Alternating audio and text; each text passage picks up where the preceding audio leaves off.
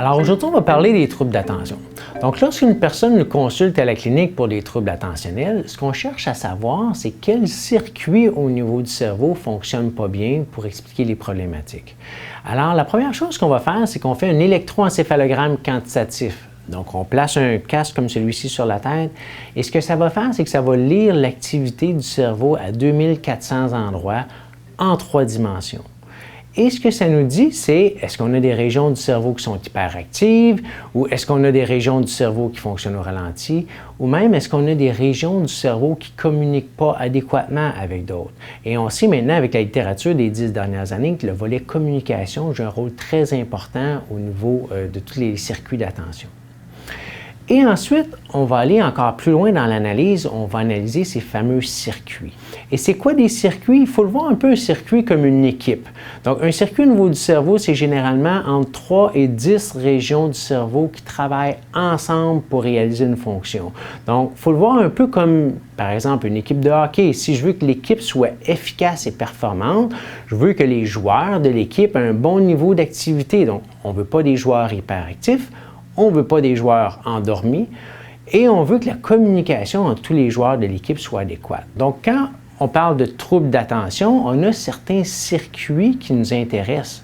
Donc, on peut aller voir différents circuits. Par exemple, on a un circuit au niveau de l'attention soutenue qui comporte 7 régions au niveau du cerveau qui travaillent ensemble pour donner une capacité de rester concentré ou focusé sur une tâche. Pensez, exemple, à un professeur qui parle, est-ce que l'enfant est capable de rester concentré? Donc, ce circuit-là va être sollicité à ce moment-là.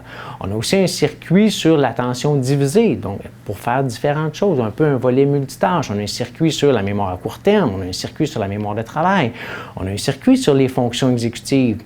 Ou chez les enfants ou les personnes qui ont de la difficulté au niveau de la lecture, bien, on a un circuit aussi au niveau du cerveau qui traite l'information visuelle. En fait, en d'autres termes, il décode l'information qui provient des yeux. Donc, lorsqu'on fait l'analyse au départ, on cherche des circuits. On veut savoir quel circuit ne fonctionne pas bien pour expliquer la problématique. Et ensuite, maintenant, en neurofeedback, quand on entraîne le cerveau, on va également entraîner par circuit ou par équipe. Donc, pour faire la comparaison, auparavant, avec les anciens systèmes, on prenait une électrode seulement, on la plaçait en un endroit et on entraînait cette région-là. C'est un peu comme si on prenait un joueur de l'équipe et on l'entraînait pour soit le stimuler ou le calmer. Mais maintenant, on travaille en 3 dimensions et on peut prendre l'équipe au complet et on va travailler tous les joueurs ainsi que la communication entre elles. Au bout de la ligne, ce que ça fait, c'est que ça fait des entraînements en neurofeedback qui sont beaucoup plus efficaces. Les résultats sont beaucoup plus rapides. Le nombre de séances nécessaires est coupé de plus de la moitié. Donc, pour l'expérience et les résultats, c'est beaucoup supérieur à ce que c'était avec les anciens systèmes. Si on parle maintenant en termes de résultats, eh bien, l'Association américaine de l'AAPB considère maintenant le neurofeedback comme un traitement de niveau 5. Donc, ce qu'il faut savoir, c'est qu'il y a 5 niveaux d'efficacité dans les approches thérapeutiques, le niveau 1 étant le niveau le plus faible et le niveau 5 étant le niveau le plus élevé.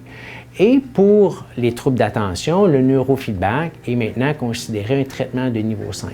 Donc, on peut certainement s'attendre à des bons résultats lorsqu'on fait du neurofeedback chez une personne qui a des troubles d'attention. Alors, si vous avez d'autres questions, d'autres sujets que vous voulez discuter, bien, n'hésitez pas à nous contacter à la clinique.